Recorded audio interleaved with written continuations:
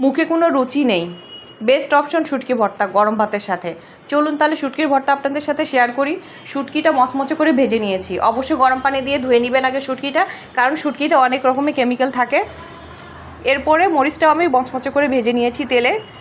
তারপরে আমি হামানদিস্তাতে সুন্দর করে ভেঙে নিচ্ছি, গুঁড়ো করে নিচ্ছি। যারা পাটা পুঁতে ভর্তা করতে পারি না আমরা, তাদের জন্য হামানদিস্তা বেস্ট। আমার কাছে হামানদিস্তা ভর্তাটা খুব অসাধারণ লাগে। এরপরে আমি মরিচটা গুঁড়ো করে নিব। সব মরিচটা একটু ঝাল বেশি করে দিবেন, যারা ঝাল কম খান তারা ঝাল কম দিতে পারেন। তারপরে পেঁয়াজটা কুচি করে নিচ্ছি। পেঁয়াজ অবশ্যই কুচি কুচি করে কাটবেন, ভর্তার মধ্যে কুচি পেঁয়াজটা খুব ভালো লাগে। যেই মরিচটা আমি গুঁড়ো করে রেখেছিলাম সেটা দিয়ে পেঁয়াজটা ভালো মতো করে কষলে নিচ্ছি।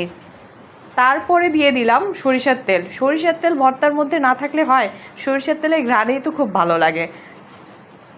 যে শুটকি মাছটা গুঁড়ো করে রেখেছিলাম সেটা দিয়ে ভালো মতো করে এখন কষলে নিব। আর আপনারা পরিমাণ মতো অবশ্যই লবণ দিয়ে নেবেন, স্বাদ মতো। দেখেন কি সুন্দর হয়েছে। আর শুটকির ভর্তা তো গরম ভাতের সাথে অসাধারণ লাগে, সেই স্বাদ।